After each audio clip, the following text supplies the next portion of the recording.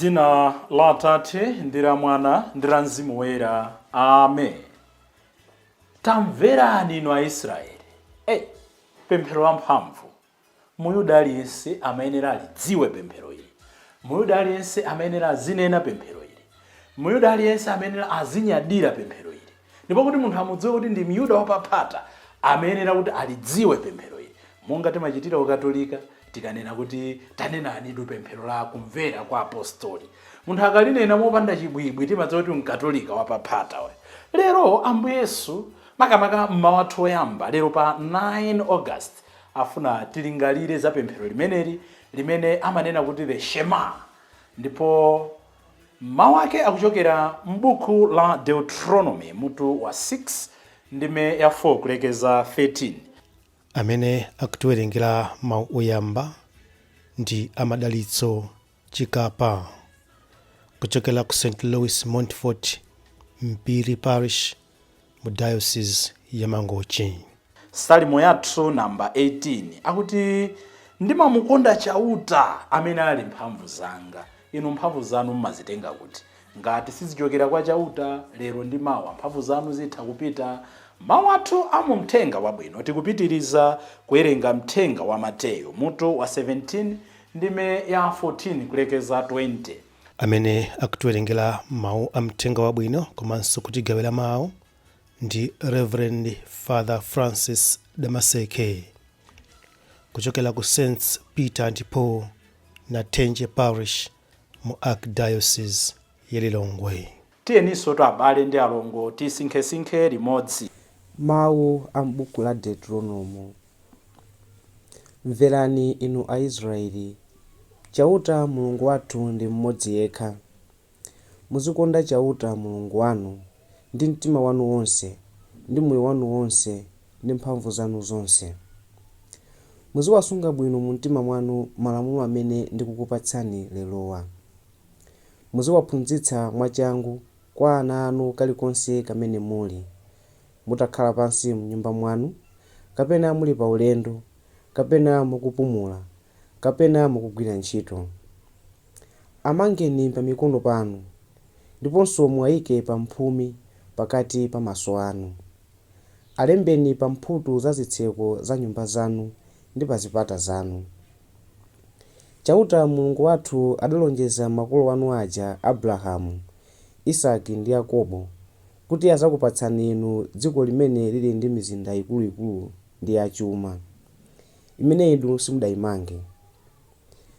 Nyumba zake zidzakhala zozaza ndi zinthu zabwino zimene inuyo simudayikemo. Zitsime zidzakhala zokumbiratu, ndipo pazakhala minda ya mphesa ndi ya ulevi imene simudayilime ndinu. Chauta akazakulowetsani mu dziko limeneli, ndipo mukazakhala ndi chakudya chambiri, musazayiwale chauta amene adakutulutsani ku Igupto, dziko la ukapolo. Muziopa chauta Mulungu wanu, muzipembedza iye yekha, ndipo mukamalumbira muzitchula dzina lake lokha. Mawu a Ambuye. Tithokoze Mulungu. Ambuye akhale nanu. Mawu amumthenga wabwino monga adalembera Mateyu oyera. Ulemu kwa inu Ambuye. Mutu wa 17 ndime ya 14 kulekeza 20. Pa nthawi imeneyo Yesu adafika kumene kunali khamu la anthu kuja. Munthu wina adadzamugwadira nati, Ambuye, mutichitire chifundo. Mwana wanga ali ndi khunyu ndipo amavutika koposa. Kawirikawiri amagwa pa moto mwinanso m'madzi. Ndinabwera naye kwa ophunzira anuwa, koma alephera kumchiritsa. Yesu adati, anthu ambadwa opanda chikhulupiriro ndi opotoka maganizo. Ndiyenera kukhala nanube mpaka liti? Ndiyenera kukupirirani mpaka liti? Tabwera nayeni kuno mwanayo. Atatero Yesu adazazira mzimu woyipawo, ndipo udatuluka mwa mnyamatayo. Pompo iye adachira. Pambuyo pake ophunzira ake anadza kwa Yesu paseri namfunsa kuti, ifeyo ndiye tinalephera bwanji kutulutsa mzimu woyipa uja?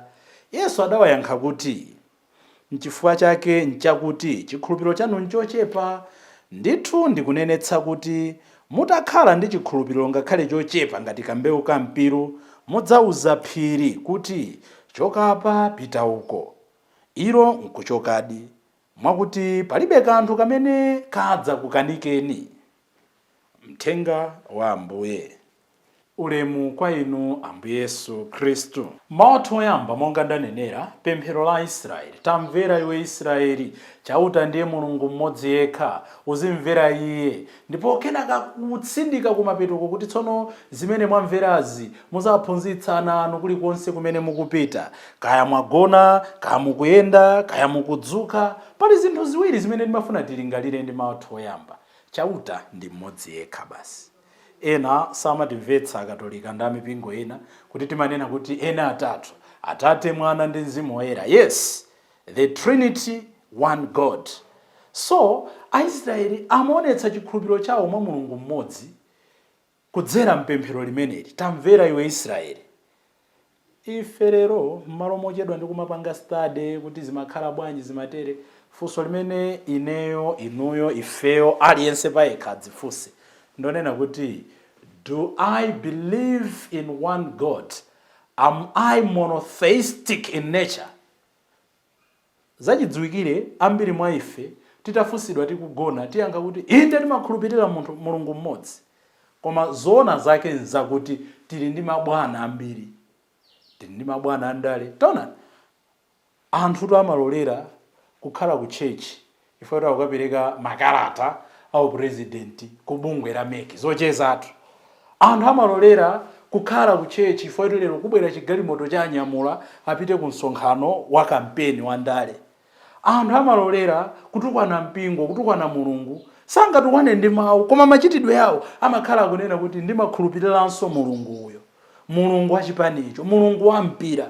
Nchali chinde kugona kulifafa anthu ku stadium osagona. Nanji timu yauthu iwine posachedwa apatiyamba mpira wa Barclays Premiership amene ambiri timaona anthu timu yawo ikawina abwereza mpaka ma highlights, alemba pa Facebook, alawitira ku bank akaonera ma highlights.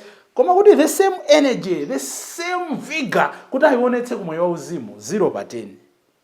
Ena ndimafunsa kunena kuti tandionetseni corona, alibe ndi corona yemwe. Ngakhale wam'manja ngati wangayo, ngakhale wankhosi, ngakhale malaya akumpingo alibe.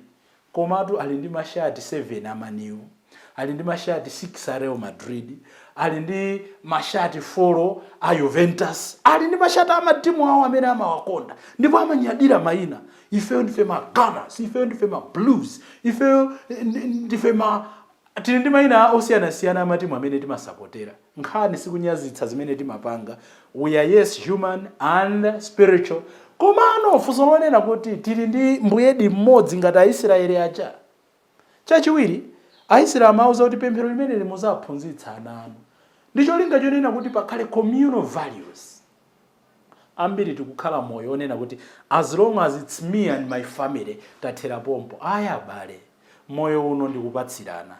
Ine ndiphunzitse ana anga, ndiphunzitse mphakati wanga. Kumapanga ku value communal things. Ena timaona kuti zochita pa chigulu zachimakedzana. Ayi. Ndekenaka kwauza kuti kulikonse kumene mukupita muzikaphunzitsana, kama mukugona, mukudzuka, mukuyenda, mukutani. Chimene afuna kutanthauza ndi chani?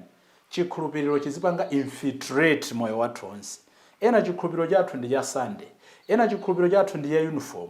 Chonena kuti timachena, kugula makolona kumachitsa, blue ndi blue, white ndi white, green ndi green, red ndi red, kumachitsa. Izo ndi zabwino ndipo ifeso timamva kukoma tikakuona ni choncho. Koma monga mmamachitsira kuthupi, tateninso mukapita ku business kamachitseni chikhulupiriro ndi business, kamachitseni chikhulupiriro ndi ndale.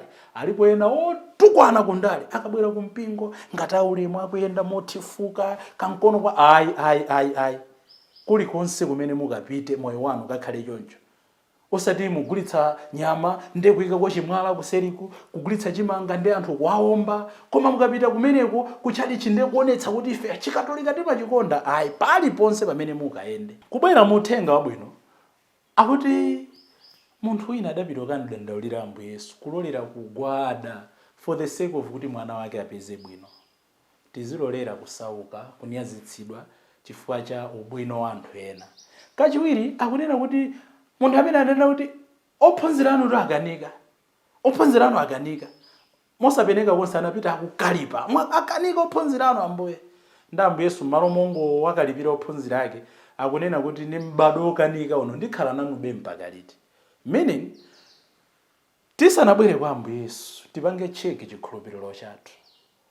Ine ndimachallenge akatolika anzanga kunena kuti timapita kwa nsembe, timapita kwa sisteri, timapita kwa gurupa kumene kusiku lakuitsa zinthu zikati thina timayenera dititero.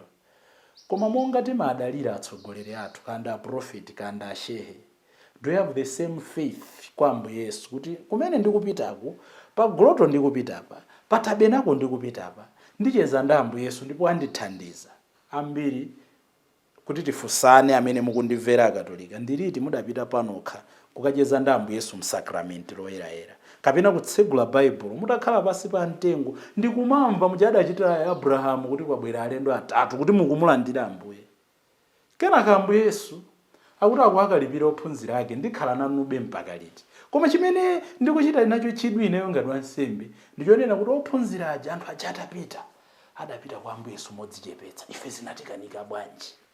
Yes, iwo anakanika monga mmene inu ndine timalepherera. Koma tiphunzire kuchokera kwa ophunzira akunena kuti adadzichepetsa, adaona deficiency yawo, adaona kulephera kwawo kunena kuti ndi ife zinatikanika bwanji. Tikalephera tizipita kwa Ambuye Yesu kuti ndinalephera bwanji. Atiphunzitsa Ambuye Yesu monga anaphunzitsira iwo aja. Komatu muzosenzo ansara Ambuye Yesu akunena kuti chifukwa ndinu m'bado ochepa chikhulupiriro. Monga adapemphera ophunzira aja padzana, Ambuye ationjezere chikhulupiriro. It's very easy kukhala wachikhulupiriro pamene zinthu zikuyenda, pamene bread akupezeka ndi chopaka pa nyumba, pamene ndikafuna kupita mtauni, ndikafuna kukashopa, ndikafuna kugula zosowa za moyo wanga ndimazipeza. Koma kuti chikhulupiriro chioneke ndi nthawi imene ndikufuna zinthu koma zinthu zonse zikupezeka. Do I still believe in God? Ndi nthawi imene ndikufuna answer itakhala koma si ndi amene akubwera. Do I still believe in God? Ambuye tionjezereni chikhulupiriro. Ndi chikhulupirirocho ife tidzakutsatirani. Ndi chikhulupirirocho ife tidzatha kuphunzitsa ana athu. Ndipo ndi chikhulupirirocho ife tidzatha kubwerera kwa inu. M'dzina la Atate ndi la Mwana ndi la Mzimu Woyera. Amen.